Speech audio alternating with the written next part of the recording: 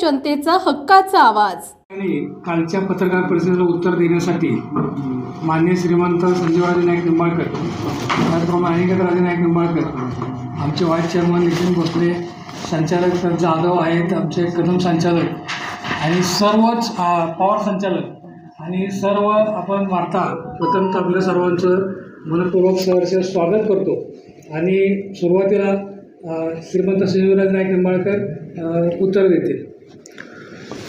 नमस्कार।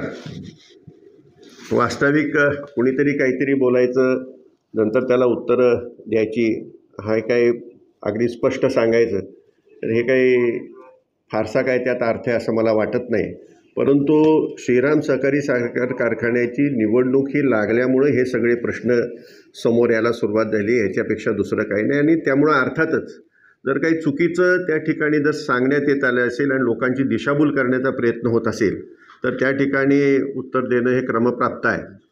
मी जे काही कालची जी काही पत्रकार परिषद झाली आणि त्याच्यामध्ये मला जे काही समजलेलं आहे त्यामध्ये प्रामुख्याने श्रीराम सहकारी साखर कारखाना हा आजसुद्धा अवसायनात काढण्याची परिस्थिती आहे अशा प्रकारचं भाष्य झालं आणि जवळपास 100 कोटीच्या वरती देणी आहेत असेही त्या ठिकाणी सांगण्यात आलं। त्यामुळं हे सांगणं गरजेचं आहे आणि त्या संबंधाने चेअरमन साहेब अधिक खुलासा देतील की आज ती काही परिस्थिती नाही, अवसायनात काढण्याची तर अजिबातच त्या ठिकाणी आवश्यकता नाही। आणि अवसायनात जर निघायची जर परिस्थिती असती तर त्या ठिकाणी कुठल्याही प्रकारचा दरसुद्धा देता आला नसता। आणि आपणही पाहतोय कामगारांचे त्या ठिकाणी पगार वेळेवर होत आहेत, प्रॉव्हिडंट फंडचा 1 रुपयासुद्धा श्रीराम सहकारी साखर कारखान्याचा त्या ठिकाणी देण्याचा राहिलेला नाही, ग्रॅच्युटी वेळच्या वेळेवर चाललेली आहे।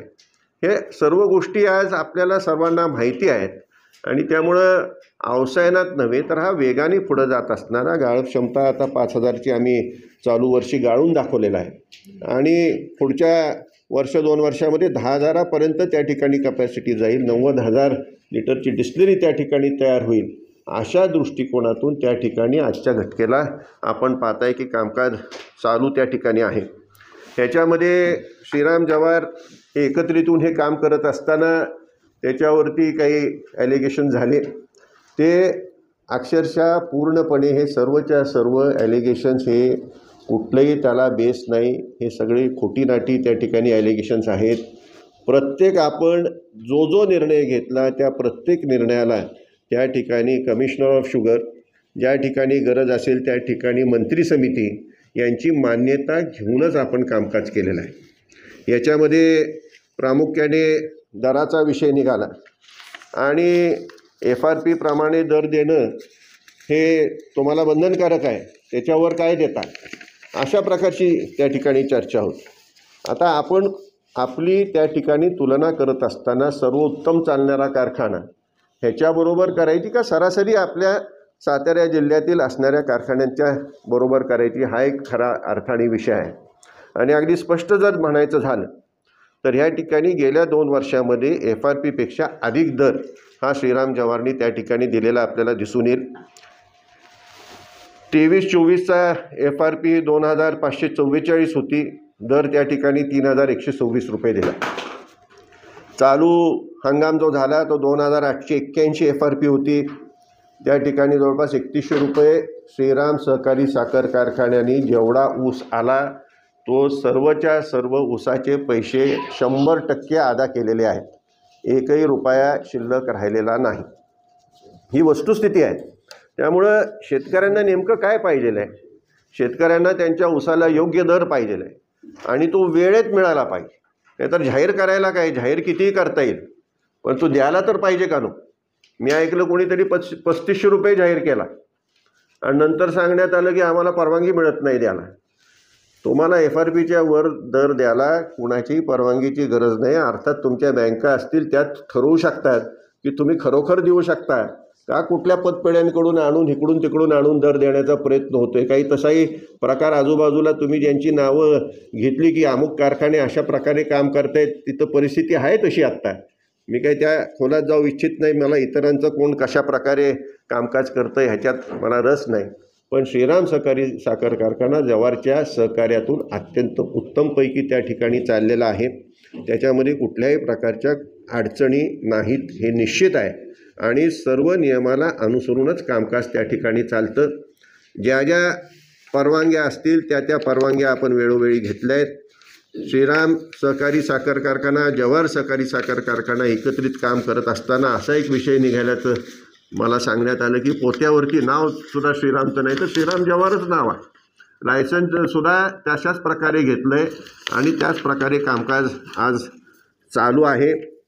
याच्या व्यतिरिक्त आणखी जे काही आकडेवारीच्या संबंधातले जे काही खुलासे आहेत ते चेअरमन साहेबांनी करावेत अशी मी त्यांनाच विनंती करतो. आत्तापर्यंतच्या वार्ताहर परिषदेमध्ये मी कर्जाचा विषय बऱ्याच वेळा सांगितलेला आहे. तरीसुद्धा अगदी काहीतरी बोलायचं म्हणून बोलतात. सुरुवातीपासूनचं कर्ज अगदी मी बऱ्याच वेळा सांगितलं आहे की कारखाना सुरू करताना आपली काय परिस्थिती होती आणि आत्ता काय परिस्थिती आहे. आता तर काय बोललं जातं आहे की कारखाना सुरू होताना अवसानच काढायची वेळ होती आणि आता तीच वेळ आलेली. हे साफ चुकीचं आहे. पूर्वीचं कर्ज कामगाराच्या देणे इतके मोठे आकडे होते आणि त्यावेळेस अवसानात काढण्याची वेळ होती. परंतु आत्ता अशी परिस्थिती की आपल्या कारखान्यावर कुठलाही कर्ज व्याजाचं कर्ज किंवा ज्या पैशाला व्याज द्यावं लागतं आहे तो एकही रुपया नाही. शासनाचं काही किरकोळ देणं आहे थकीत पूर्वीची द्यायची का न द्यायची अजून त्याच्यामध्ये ते काय अगदी किरकोळ आहे. आता फक्त चर्चा केली जाते की जवाचं फार मोठं देणं आहे. त्यामध्ये तेच सांगतात की 17 कोटी डिपॉझिट पण घेतले 100% घेतलेले त्यामध्ये 8.5 कोटी व्याजाचे आहेत ते सुद्धा बरोबर आहे. त्याचा अजिबात वाद नाही. त्यामुळे ते 17 कोटी आणि पूर्वीचे काय 2-2.5 कोटी आहे साधारण 21-22 कोटी फक्त जवारचं देणं आहे. याच्या व्यतिरिक्त ज्या ऐच्छिक ठेवी आपण घेतल्या होत्या पूर्वी 3,26,00,000 त्यातल्या फक्त 45 लाख रुपये देणे राहिलेत की जेणेकरून ते लोक आमच्यापर्यंत आत्तापर्यंत ओरिजिनल घेऊन आलेले नाहीत. कदाचित त्यांनी झेरॉक्स आणले तरी आम्ही ॲफिडेविट करून त्यांना ते पैसे देण्याचा प्रयत्न केलेला आहे. फक्त जे राहिले जे आमच्याकडं आले नाही तेवढे फक्त 45 लाख रुपये ते देणं राहिलेले. याच्या व्यतिरिक्त व्याजाचं वगैरे कुठलंही देणं नाही. दुसरा ते एक प्रश्न निर्माण करतात की आत्ता जे आतमध्ये इन्व्हेस्टमेंट केलेले कारखाना एक्सपांड करण्यासाठी ते त्या कर्जामध्ये धरतात. परंतु आम्ही येणाऱ्या 15 वर्षामध्ये किंवा ज्या वेळेस करार झाला त्यावेळेस आम्ही असा एक कॅल्क्युलेशन करून ठेवलेले कॅश फ्लो.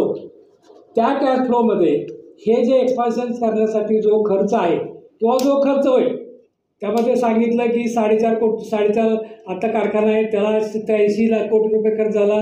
10ला फक्त 25 कोटी खर्च झाला 10वर. ह्या 83मध्ये आत्ता जी इन्व्हेस्टमेंट केलेली आहे ह्या 83मध्ये जे 10,000 कपॅसिटी कारखाना करण्यासाठी लागणारे इन्स्ट्रुमेंट आतले आहेत ते सुद्धा बसवलेली आहेत.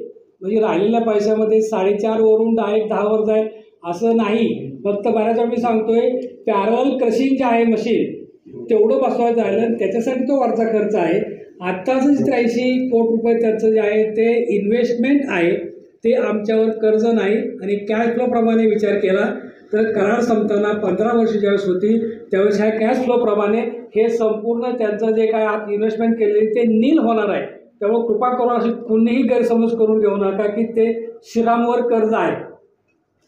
ह्याच्यामध्ये प्रामुख्याने ताळेबंदात 100 कोटी रुपये देणं जात होते हे चुकीचं आहे. नाही ते पूर्णपणे चुकीचं आहे. ह्यामध्ये इन्व्हेस्टमेंट कॅपिटल इन्व्हेस्टमेंट त्यांनी 83 कोटी केली आहे. 10,000 करण्याकरता त्या ठिकाणी अजून एक पॅरेलल मिल टँडम टाकलं की तो 10,000पर्यंत होऊ शकतो. आणि ही जी मशिनरी टाकली आहे 15 वर्षाचा घसारा लक्षात घेतलेला आहे. आज मी जर 100 रुपयाची वस्तू टाकली ती 15 वर्षांनी तिचा घसारा काढूनच त्याची मी किंमत देणार आहे. तो सगळा विचार करून 15 वर्षामध्ये हे संपूर्ण श्रीराम जवाहरला रुपयाही देणं नसेल इतर कोणाचंही देणं नसेल अशा प्रकारचा कॅश फ्लोची रचना केलेली आहे. त्यामुळं 15 वर्षांनी 10,000 प्लस आणि 90,000 प्लस डिस्टिलरी त्या ठिकाणी अशाप्रमाणे आपल्याला त्या ठिकाणी मिळणार आहे. हे करण्याचा उद्देश एकच होता की अजूनही आमचं आता नेटवर्कमध्ये आम्ही प्लस जायला सुरुवात केली. पण ज्या वेळेला 15 वर्ष पूर्ण झाल्यानंतर एवढ्या मोठ्या प्रमाणात निधी उपलब्ध करणं कठीण जात होतं म्हणून आपण हा पद्धतीने पुढं जात आहोत. आणि तुम्ही एक साधा विषय लक्षात घ्या. 150 कोटीची इन्व्हेस्टमेंट आपण केली तर जवळपास 15 कोटी वर्षाला त्या ठिकाणी व्याज येईल. आणि 5 लाख क्रशिंग केलं तर त्या ठिकाणी 300 रुपये टनाला त्या ठिकाणी केवळ व्याजापोटी जाते. या सगळ्याचा विचार करून त्या ठिकाणी शेतकऱ्याला मॅक्झिमम त्याच्या ऊसाला दर मिळेल. शेवटी स्पर्धा आहे.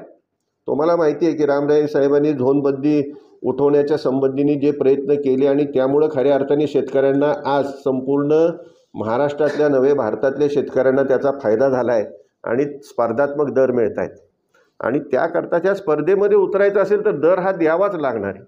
आणि जर त्या ठिकाणी स्पर्धेत आपण उतरलो नाही तर आपल्याला ऊस मिळणार नाही. हा एक साधा कॉमन सेन्सचा विषय आहे. त्यामुळं स्पर्धात्मक दर आणि त्या ठिकाणी उत्तमपैकी कारखाना चालवला तरच त्या ठिकाणी ते शक्य होणार आहे. इतर देणीसुद्धा वेळची वेळी दिली तरच ते शक्य होणार आहे. आणि त्यामुळं तशा पद्धतीने आपलं कामकाज आज सुरू आहे.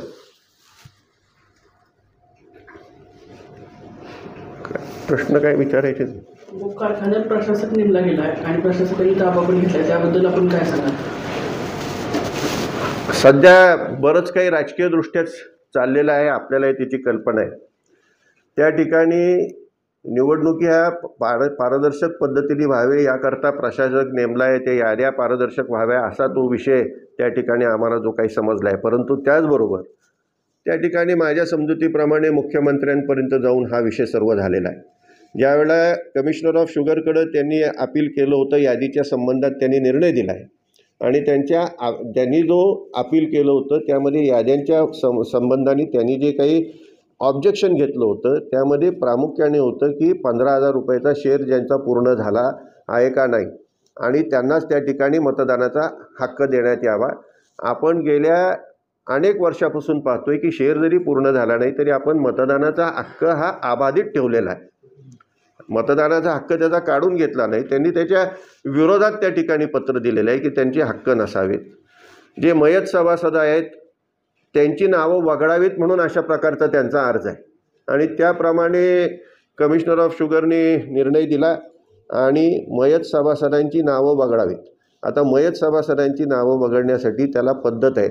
प्रामुख्याने मयत सभासदांची नावं कारखान्याला वगळण्यात येत नाहीत. त्यांना त्या ठिकाणी मृत्यूचा दाखला वारसांनी द्यावा लागतो.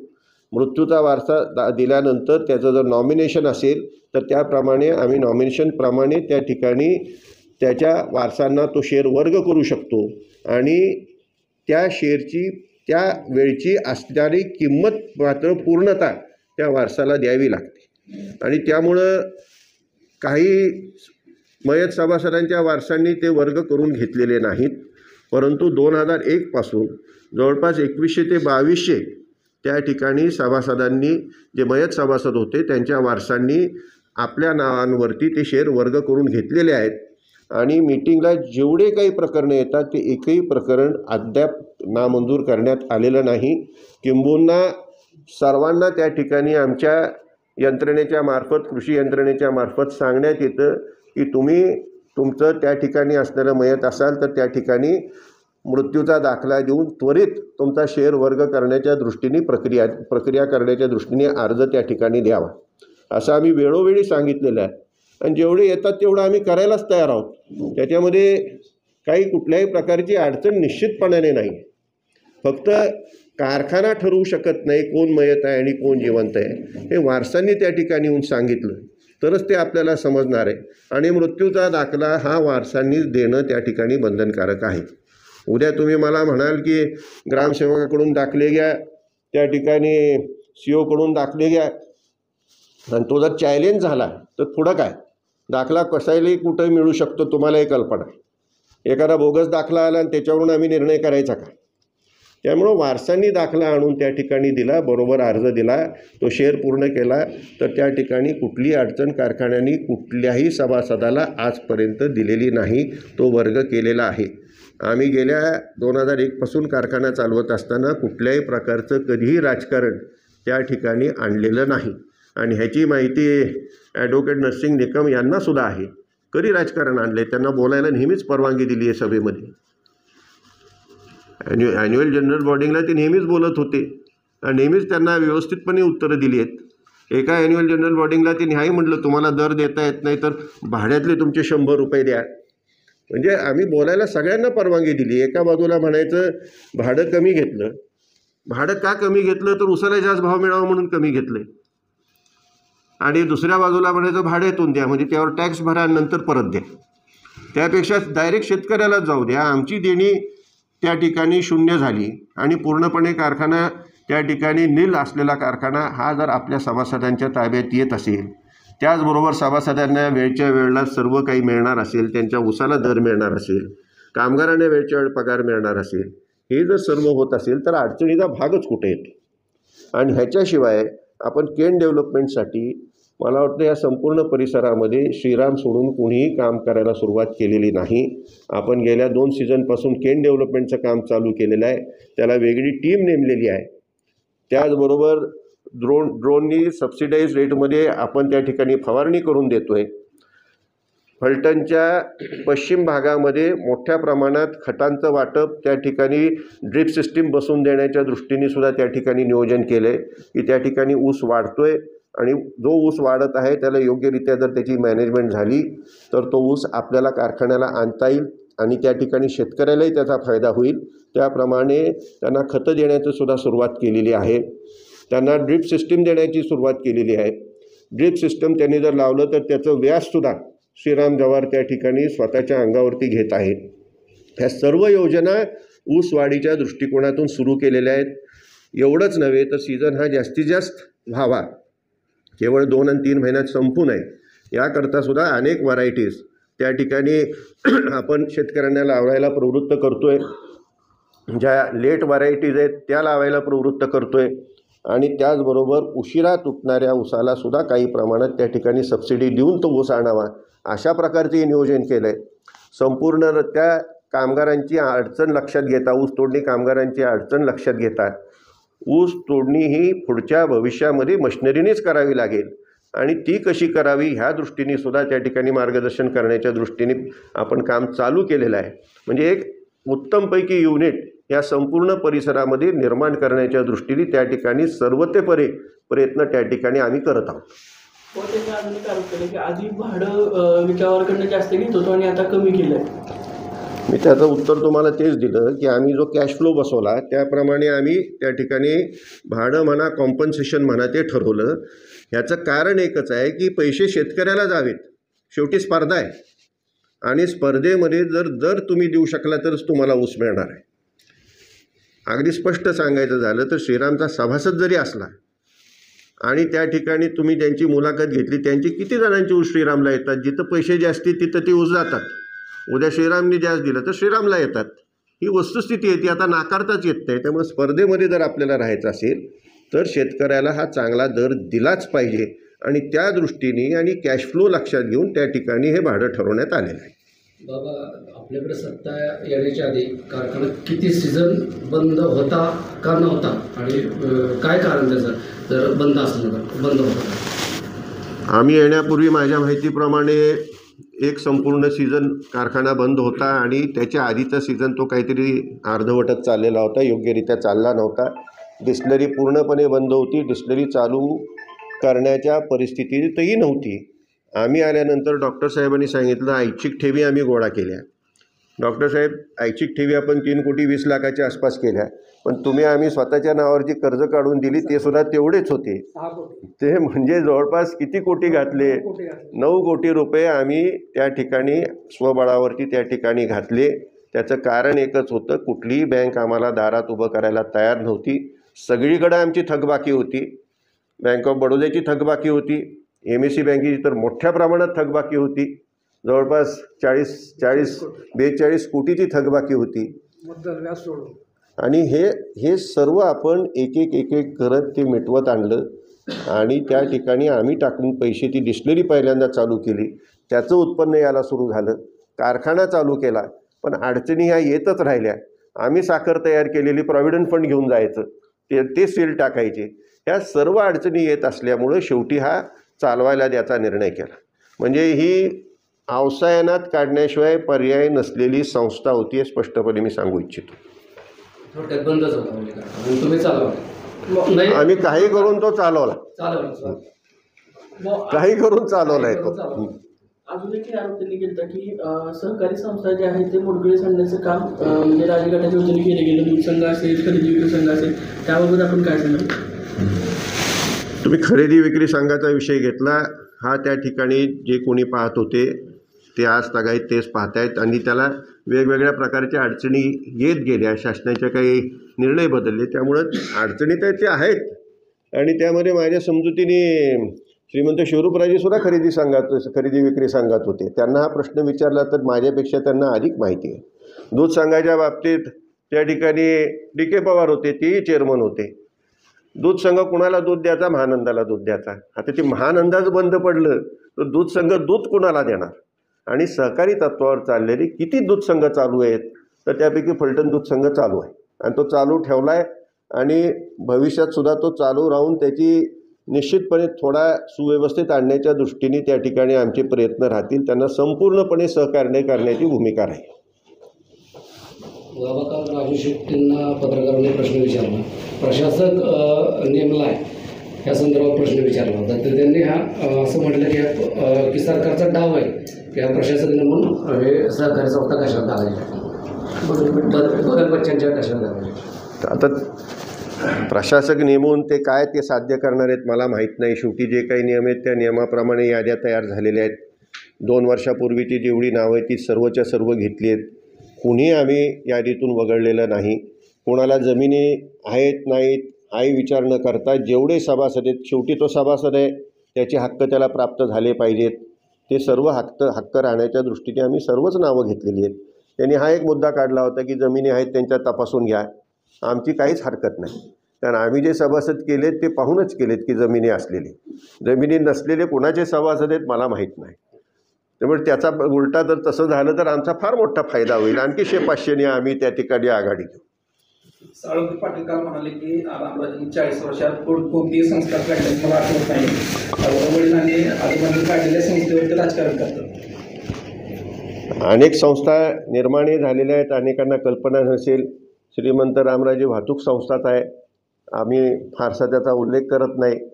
त्याचा किती मोठा टर्नओव्हर आहे हे आता तुम्हाला आवर्जून माहिती द्यावी लागेल. आणि ह्याहीपेक्षा अडचणीत आलेल्याच दुरुस्त करता करता कित्येक वर्ष त्यामध्ये गेली. श्रीराम सहकारी साखर कारखाना त्या ठिकाणी मोठं उदाहरण आहे. त्यामुळं अडचणीत असलेल्या संस्था आपण बाहेर काढत गेलो. ते एका बाजूला हे म्हणत असताना त्यांच्याकडं सुद्धा त्या ठिकाणी साखरवाडीचा कारखाना होता. ती संस्था किती अडचणीत आलेली होती असं माझ्या ऐकण्यात आलं. ते म्हटले की फक्त बँकेची काहीतरी 40-50 कोटी देणी होती, ह्याच्यापेक्षा काही नव्हतं. अहो, अख्ख्या सीझनचं 1 रुपया तरी उसाचा दिला का? काय हास्यास्पद आहे सगळं. अख्ख्या सीझनचं HNT म्हणजे हार्वेस्टिंग, ट्रान्सपोर्ट, तोडणी, वाहतूक आणि एकाही ऊस उत्पादकाला रुपयासुद्धा मिळालेला नाही. त्या अख्ख्या सीझनचा खर्च किती? प्रॉव्हिडंट फंडचे अजून त्यांनी कित्येक पैसे भरलेले नाही. तुम्हाला माहिती करता सांगतो, श्रीरामची 30 परिस्थिती होती, साखरवाडीची 30 होती. कामगाराला फक्त त्याचा रोखीचा पगार द्यायचा, असलेल्या कपाती कुठल्याही करायच्या नाहीत. प्रॉव्हिडंट फंडची कपात नाही, त्यांनी घेतलेल्या कर्जाची कपात नाही, ग्रॅच्युटीची कपात नाही, काही करायचं नाही. फक्त त्याचा रोखीचा पगार द्यायचा, कपाती करायच्या आणि त्या पाठवायच्याच नाहीत कारण पैसेच नसायचे. ही परिस्थिती. त्यांचा प्रॉव्हिडंट फंड किती राहिलेला होता? ह्या सगळ्याच्या कामगारांची देणी किती होती? म्हणजे प्रल्हाद पाटलांनी जो एक कारखाना त्यांनी पूर्णपणे बुडवला, अख्खा सीझन रुपया नाही कोणाचाच, आणि त्यांनी कारखानदारीबद्दल बोलावं म्हणजे फार मोठं एक हास्यास्पद आहे. त्यांनी कारखानदारीबद्दल बोलूसुद्धा नाही. काय संबंध आहे त्यांचा बोलण्याचा? एक अख्खा कारखाना बुडवला आहे त्यांनी. आज तो कारखाना NCLTच्या माध्यमातून दत्त इंडियाकडे गेला आहे. त्यामुळं जी परिस्थिती आपण ती आजूबाजूची पाहतोय, आज त्यांचं क्रशिंग किती झालं आहे. आज त्या ठिकाणी ऊस उत्पादकांना त्यांच्यामुळे 3100 रुपये सर्व परिसरामध्ये सर्वांना द्यावे लागले. हे आपण पाहतोय ना. म्हणजे उत्तमपैकी चाललेला त्या ठिकाणी कारखाना आहे, तोही दुरुस्त करण्याचं काम त्या ठिकाणी रामरायांना करावं लागलं. म्हणजे तुम्ही जे उद्योग करून ठेवले होते ते दुरुस्त करण्याचं काम त्या ठिकाणी रामरायांना करावं लागलं. हे आम्हाला सर्वांना करावं लागलं. आणि आम्ही ज्या वेळेला आलो त्यावेळेला तुम्ही संचालक मंडळ काढून बघा कोण कोण होती. संचालक मंडळात कोण कोण होती काढून बघा.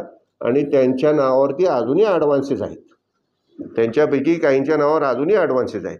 ते काढून बघा तुम्ही. मी आता काही कोणाची नावं घेत नाहीत आणि सांगत नाही, पण काढून बघा. पण तिथं जे बसले होते आणि फार मोठी कारखानदारी आम्ही चालवतो असा जो वाव आणत होती, त्यांच्यापैकी सुद्धा काही आहेत त्या. डॉक्टर निकमांनी एक असा आरोप केला की कारखान्यामध्ये प्रचंड मोठ्या प्रमाणावर आर्थिक घोटाळा झालेला आहे. आर्थिक घोटाळा श्रीराम चालवत असलं तर श्रीरामला करता येईल. श्रीराम जवाहर हा कारखाना चालवत आहे आणि त्यामुळं आर्थिक घोटाळा होण्याचा संभवच कुठं आहे? कुठं करणार आर्थिक घोटाळा? हा दर द्यायचा आणि आर्थिक घोटाळा करायला वाव कुठं राहतो? आणि तशा प्रकारची प्रवृत्ती गेल्या 20 वर्षापासून मी पाहतोय. त्या ठिकाणी काही काळ मी चेअरमन होतो, त्यानंतर डॉक्टर शेंडे त्या ठिकाणी चेअरमन आहेत, आमचे अनेक संचालक आहेत. एकाही जणाची कुठल्याही प्रकारची कसली अपेक्षा ह्या कारखान्याच्या माध्यमातून नव्हती. फक्त त्या ठिकाणी आमच्या ऊसाला दर द्या आणि आमचा ऊस लवकरात लवकर न्या, ह्याच्यापेक्षा दुसरी कुठली मागणी कधी कुठल्या संचालकाची नव्हती. ॲडव्होकेट नरसिंह निकम म्हणाले की श्रीरामची बरोबरी नेहमी रणजितदादांच्या कारखान्याबरोबर होती, खाजगी काढलेल्या आहे. श्रीरामची बरोबरी माळेगावच्या किंवा सोमेश्वरच्या कारखान्याबरोबर. आम्ही श्रीरामची बरोबरी कुणाही बरोबर करत नाही. माळेगावची पद्धत तुम्हाला माहिती आहे. त्या ठिकाणी तिथल्या ऊस उत्पादकाला त्यांच्या सभासदाला एक दर असतो, गेटकेनला वेगळा दर असतो. श्रीराममध्ये तसं काही होत नाही. तसं जर केलं तर त्या ठिकाणी मग इथल्या सभासदाला वेगळा, दुसऱ्या ऊस उत्पादकाला वेगळा असं केलं तर सभासदाला वाढीव दर देता येईल, पण हे करणं उचित नाही. सर्वच ऊस उत्पादकांना सर्वच ठिकाणी एकच दर असतो. हे पूर्वीच्या गोष्टी होत्या. सभासदाला त्यावेळेला वेगळ्या प्रकारे ते ह्याच्यामध्ये सभासदाला दर वाढवून द्यायचे. तुमच्या टिपरीमध्ये कांड्या टिपरीचा वेगळा दर निघायचा आणि तो फक्त सभासदाला मिळायचा खोडकीमध्ये. तसं आता राहिलेलं नाही. दर सगळ्यांना हा सारखाच द्यावा लागतो. तसं जर केलं तर सभासदांना वाढीव दर देता येऊ शकतो. आणि आपण बरोबरी करत असताना आपण काही कुणाही बरोबरी करत नाही. आपण आपल्या पद्धतीने उत्तम चालवायचा प्रयत्न करून जास्तीत जास्ती कसा नफा हा त्या ठिकाणी शेतकऱ्यांचा ऊस उत्पादकाचा होईल असाच आमचा त्या ठिकाणी प्रयत्न असतो. आता त्यांनी कारण नसताना त्यांच्याबरोबर आमची बरोबरी ओढवून घेतली. मला बरोबरी आम्हाला कोणाबरोबर करायचीच नाही बरोबरी. आम्हाला उत्तमपैकी चालून पुढं जायचं. ग्रामपंचायतीचे 9 सदस्य पात्र झाले. त्यांना काल प्रेस कॉन्फरन्स तिथल्या गावच्या 5 असतात त्यांना चापराचे. आता माझ्या माहितीप्रमाणे हे जे 9 जे ग्रामपंचायतीचे सदस्य आहेत त्याच्यामध्ये सरपंच आहेत, त्यांना अपात्र करण्यात आलं. उपसरपंच आहेत, त्यांना अपात्र करण्यात आलं. त्याच्यामागे एकच मुद्दा होता की ग्रामसेवक ज्या वेळेला त्यांना स्वीकारायचा होता त्यांना सह्यांचे अधिकार द्यायचे होते. एका मिटिंगमध्ये सरपंचासहित सर्वांनी ठरवलं की सातत्याने ग्रामसेवक बदलला जातो आहे, आम्हाला कायमस्वरूपी द्या, आम्ही कुणीही स्वीकारायला तयार आहे. सर्वामुखी ते ठरलं. त्यानंतर काही बदल त्यामध्ये करण्यात आले आणि त्यामध्ये जर ठरावच अशा प्रकारचा येत असेल की ग्रामसेवक स्वीकारा आणि त्याला सहीचा अधिकार द्या, ठराव जर समोर येत असेल तर ठरावाला होकार किंवा नाकार देता अधिकार हा सदस्याचा आहे का नाही? ह्याच्यामध्ये कुठल्या भ्रष्टाचारासाठी कमी केलं आहे तर अजिबात केलेलं नाही. त्या ठिकाणी हा ठराव नाकारार्थी केला असं त्यांचं म्हणणं आहे. वास्तविक नाकारार्थी केला नाही. त्यांचा त्या ठिकाणी अर्ज आहे की आम्हाला कायमस्वरूपी तुम्ही कुणीही ग्रामसेवक द्या, सातत्याने बदलू नका, एवढंच ह्या 9 ग्रामपंचायत सदस्यांचं म्हणणं होतं. ह्याच्यापेक्षा काही नव्हतं. आणि हे जे त्यांना कमी केलेलं आहे ते अत्यंत चुकीचं आहे आणि गैरपद्धतीने कमी केलेलं आहे. सरपंच सागर अभंग हे पत्रकार परिषदेत म्हणाले की एका ग्रामसभेच्या आधी एका बंगल्यावर मीटिंग होती, कधी विकासाचा अर्थ कसं येईल हे त्यांना सांगितलं जायचं. काय लक्षात आलं नाही काय म्हणतो सरपंच सागर अभंग म्हणाले पत्रकार परिषदेमध्ये मीटिंग अगोदर बंगल्यावरती चुकीचं काय आहे? विकासाची आड कसं येईल असं त्यांना त्या ठिकाणी विकासाचं एकचा अजेंडा समोर ठेवून त्याला विरोध कसा करायचा हे बाळासाहेब सांगत होते आणि त्याप्रमाणे ते सदस्य.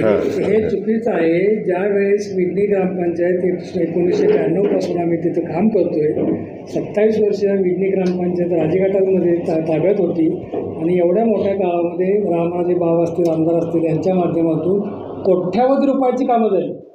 92 साली विडणीत आला असता तर त्यावेळेस एकही फूट डांबरीकरण नव्हतं. आता जवळजवळ 90% डांबरीकरण आहे. आणि हे सगळं होत असताना तुम्हाला सर्वांना माहिती आहे की निवडणुकीमध्ये काय झालं, डायरेक्ट सरपंच निवड झाली. ते सरपंच आणि 4 मेंबर त्यांचे निवडून आले, आपले 13 आले. मी प्रत्येक ग्रामपंचायतमध्ये ज्यावेळेस मीटिंग असेल तेव्हा 100% पार्टी मीटिंग घेत होतो. पार्टी मीटिंगमध्ये मी प्रत्येकाला सांगत होतो की विकासाच्या कामाला कुठंही आड यायचं नाही. पण ज्यावेळेस मनमानी कारभार होतील किंवा बेकायदेशीर कारभार होतील त्याला 100% विरोध करायचा. एवढंच आम्ही केलेलं आहे. कुठंही विकास कामाला मी आडवं आलेलो नाही. उपसरपंच आणि 9 सदस्य अपात्र झाल्यानंतर आपली पुढची भूमिका काय असणार आहे? आता खरं बाबांनी सांगितल्याप्रमाणे हे व्हायला नको होतं, परंतु कुठंतरी काहीतरी एका वाक्याचा आधार घ्यायचा आणि हे सगळं शिजवायचं हे अयोग्य आहे. आणि त्या दृष्टीने आम्ही भविष्यामध्ये कायदेशीर काय बाबी असतील त्या पूर्ण करणार आहोत. हा ज्याप्रमाणे श्रीरामवर प्रशासक नेमला तसाच हा भाग आहे. निवडणूकच होणार आहे तर प्रशासक नेमायचं प्रयोजन काय आहे? निवडणूक समोरच होती ना, लगेचच निवडणूक लागली असती, काही झालं असतं, कोणी त्या ठिकाणी निवडून आलं असतं. तसाच हा प्रकार आहे. आता ह्याचा ज्यांनी कमिशनरनी निर्णय दिल्यावर त्या निर्णयाविरुद्ध कुठं जायचं आहे तर मंत्र्याकडं जायचं आहे. आता तिथून किती त्या मंत्र्यांकडून आम्ही न्यायाची अपेक्षा करायची हे फार मोठं प्रश्नचिन्ह आहे. त्यामुळं पुढची स्टेप आम्ही लगेच त्या ठिकाणी हायकोर्टात जाण्याची निश्चित घेणार आहे, कारण हे लोकशाहीच्या विरोधात आहे. तुम्ही काहीतरी भ्रष्टाचार केलेला असेल, काही चुकीचं काम केलं असेल तर तुम्ही कमी केलं तर त्याला काहीतरी अर्थ आहे. काहीच न करता कमी करताय म्हणजे लोकशाहीच्या 100% विरोधात आहे. श्रीरामचा प्रशासकीय कारभार हा निष्प्रभपणे आणि पारदर्शकपणे होईल अशी आपल्याला अपेक्षा वाटते का? आता श्रीरामचा प्रशासक हा जे नेमलेले आहेत त्या प्रांताधिकारी, त्यांना त्यांची कामं आहेत. आणि आता 2 वर्षापूर्वीच्या याद्या ह्या कमिशनर ऑफिसनी त्या ठिकाणी निश्चित केलेल्या आहेत. ह्याच्यात जर त्यांना काही बदल करायचा असेल तर कमिशनर ऑफिसचा त्या ठिकाणी त्यांना परवानगी घ्यावीच लागेल. आणि जर त्या ठिकाणी अगदी मयत सभासदांच्या वारसांना त्या ठिकाणी मतदान देण्याच्या दृष्टीने जर काही प्रयत्न होणार असतील तर आमचासुद्धा त्याला पाठिंबा आहे. पण नियमाने जे काय असेल ते करण्यास आमची कुठल्याही प्रकारची हरकत त्या ठिकाणी राहणार नाही. फक्त नियमाला धरून काय असेल ते व्हावं. काल एक असं म्हणणं आलं की श्रीराम जवाहर साखर उद्योग समूह या नावाने तिसरी एक संस्था आहे आणि त्याच्या माध्यमातून भ्रष्टाचार चालू आहे. मी तुम्हाला मागाशी जायला भ्रष्टाचार हा साखर उद्योगात जर करायचा झाला तर मग दरच देता येणार नाही. काय भ्रष्टाचार करणार? भ्रष्टाचार करून अहवाल देखील काढत नाही. त्यांचा अहवाल आहे, सर्व काही आहे, ते ऑडिट होतं, ते सर्व काही त्या ठिकाणी योग्यरित्या त्या ठिकाणी कामकाज होत असतं. आणि महत्त्वाचं म्हणजे तुम्ही जर भ्रष्टाचार केला, मोठ्या प्रमाणात पैसे डायव्हर्ट केले तर तुम्हाला ऊसाचा दर देता येऊ शकत नाही, कामगारांचे पगार वेळेवर होणार नाहीत. मागं आपण बघितलं ना काय कारणामुळे हे सगळं अडचणीत आलं. कारण हे काय होतं हे जर कारण विचारलं की साखर कारखाना मग माळेगाव शेजारीत होता, श्रीराम का अडचणीत आला. तसं एखादा कारखाना तुम्ही अयोग्यरित्या त्या ठिकाणी उद्योग केले तर तो अडचणीत येणारच. साखरवाडी का अडचणीत आला? अयोग्य काही तुम्ही केलं तर तो अडचणीतच येणार आहे. त्यामुळं ह्या ठिकाणी भ्रष्टाचार वगैरे नाही, शेतकऱ्याला उत्तम दर एवढाच उद्देश आहे. आणि वेळच्या वेळ सर्वांची पेमेंट्स त्या ठिकाणी झाली पाहिजे आणि त्याप्रमाणे कामकाज आपल्याला चालू आहे असं दिसून येईल. मार्केट कमिटीच्या कर्मचाऱ्यांना 6 महिन्यापासून पगार नाही आणि मशिनरी जी आहे ती जुनी वापरली, हा एक आरोप आहे. नवीन जर वापरले असेल तर आम्ही त्याच्यातून बाजूला आहोत असं म्हटलं आहे. त्याच्याबद्दल काय? मी ह्या प्रश्नाला मागच उत्तर दिलं आहे. मार्केट कमिटीचे माझ्या माहितीने पगार चालू आहे कारण हा एक विषय असाच माझ्या कानावर आला. मी सेक्रेटरीलाही विचारलं, चेअरमन साहेबांनाही विचारलं, तशी कुठल्याही प्रकारची तिथं अडचण माझ्या माहितीने नाही. मशिनरी जुनी जी म्हणतात त्यामध्ये 2 भाग आहेत. जी मशिनरी नवीन आणावीच लागते ती नवीन आणावीच लागते, तिथं कुठल्याही प्रकारे त्या ठिकाणी आपल्याला तडजोड करता येत नाही. आता तुम्ही बॉयलर म्हणाल, बॉयलर ह्या बॉयलरची कॅपॅसिटी वाढवली जाते, म्हणजे त्याच्यामध्ये काही बदल करून काही सुधारणा करून कॅपॅसिटी वाढवली जाते. मिल आपण लोखंडीच घेतो आणि त्याच्यामध्ये असलेल्या मिलमध्ये आणखी काही वाढवतो आणि त्याची कॅपॅसिटी वाढवतो. आता आतली पाईपलाईन असेल, सेंट्रिफ्युगल पॅन्स असतील, हे आपल्याला जुने टाकताच येत नाही ना, ते ब्रँड न्यूज घ्यावे लागतात, नवीनच घ्यावे लागतात. टर्बाईन असेल, आपण कॅपॅसिटी वाढवू शकतो किंवा नवीनही घेऊ शकतो किंवा रिफर्बिश्डही घेऊ शकतो. असं काही नाही आहे की जुनी मशिनरी टाकलेली. जिथं गरजेची आहे तिथं 100% त्या ठिकाणी नवीन मशिनरी टाकावीच लागते, ती टाकलेलीच आहे. आणि काही आहेही आपण अपग्रेड केलेली आहे. अपग्रेड करत असताना तिची कॅपॅसिटी वाढवण्यासाठी जे काही करावं लागतं ते आपण केलेलं आहे.